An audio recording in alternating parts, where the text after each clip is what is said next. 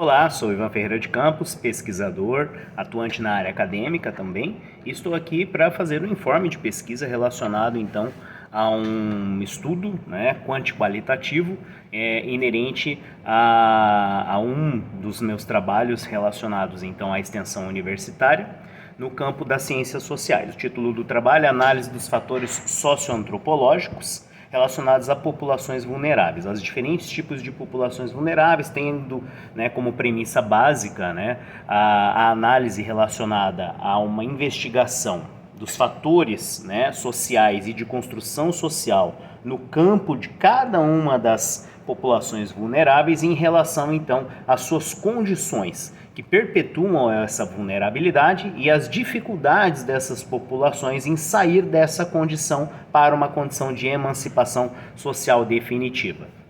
O objetivo, então, do trabalho era compreender principalmente as características sociais e antropológicas destes públicos vulneráveis com seus desdobramentos na análise das distinções e afinidades entre esses diferentes públicos e suas vulnerabilidades, mapeando as possíveis ações de prevenção em relação às vulnerabilidades identificadas e propondo soluções que pudessem prevenir e apoiar os públicos vulneráveis. O projeto de extensão foi aplicado no campo de uma comunidade cristã, de uma igreja, junto do seu setor de assistência social, apoio social, sendo a população analisada, participante do projeto, mãe solo, em situação de vulnerabilidade e, obviamente, seus filhos, suas crianças, população LGBTQIA+, dependentes químicos em recuperação e pessoas que estariam numa condição de vulnerabilidade relacionado também ao abandono. Tá? Metodologicamente, nós tivemos como base uma pesquisa qualitativa, com base na teoria do campo de Bourdieu, tendo como desdobramentos uma análise relacionada então às questões que envolveriam os aspectos da cultura brasileira e dos fatores sociais sob a premissa de Da Mata, também uma inferência às questões que envolvem o desenvolvimento da antropologia social, analisando esses aspectos relacionados à construção social, tendo como ponto de partida também Malinowski, E, por fim, fazendo uma correlação entre esses aspectos de vulnerabilidade e a emancipação social sob um viés crítico, proposto por Boaventura de Souza Santos, tá? Os principais resultados, as principais conclusões que podemos tirar, fatores que perpetuam, então, a vulnerabilidade social desses diferentes públicos. A baixa renda é um fator agravante que perpassa todos os públicos, mas o desemprego é o principal fator em relação aos gatilhos de vulnerabilidade geral.